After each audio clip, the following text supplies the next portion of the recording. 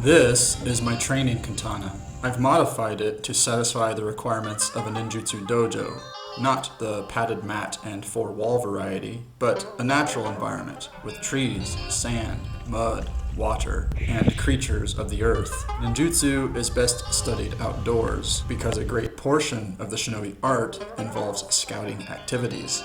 This is evidenced in the writings of the historical ninja, such as the Bansen Shukai, which communicates many skills that cannot be practiced indoors. So my training equipment, my bow and my katana, needed to be adapted to the effects of the elements. The primary difficulty in this has been learning to waterproof a dedicated training katana so that it could hold up to repeated exposure to water.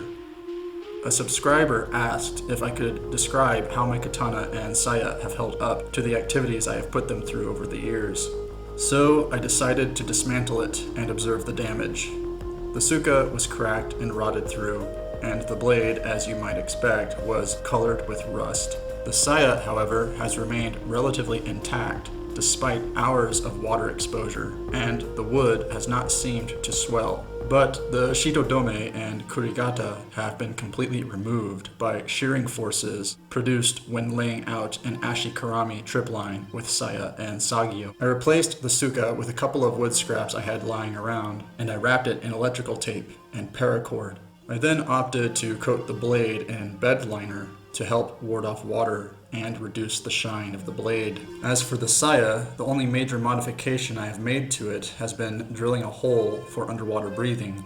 I also replaced the stock sageo with paracord so that it may be used for a variety of tasks. For example, reading from the scrolls of Yorihide of Iga, we find Ashi-Karami-no-jutsu, the art of foot traps, and Ude-Karami-no-jutsu, the art of arm traps. These arts are all about using cordage and katana saya to psych out pursuers or infiltrators who may advance into your camp.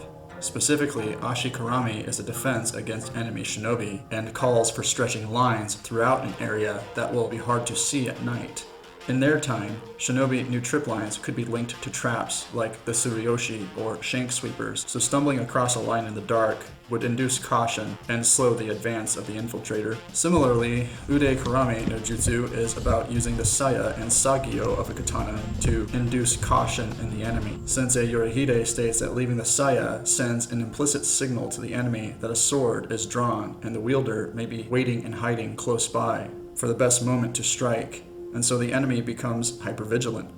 Both of these arts would have been useful for a shinobi when fleeing from an enemy force, as the slowing of their advance with pre-placed lines or Ashi-Karami made on the fly would permit the shinobi to widen the distance between him and his pursuers. One technique that combines Ude-Karami and Ashi-Karami is to anchor the saya between two trees and tie off a loop on another tree with a falconer's knot. With practice, this tripline can be deployed within seconds. The saya may be left in place while the shinobi flees, or one could take up position by the kill zone waiting for a pursuer to trip over the line in the darkness, or be mentally occupied by its discovery. Yorihide tells us that this principle should be applied to everything, and not just cordage.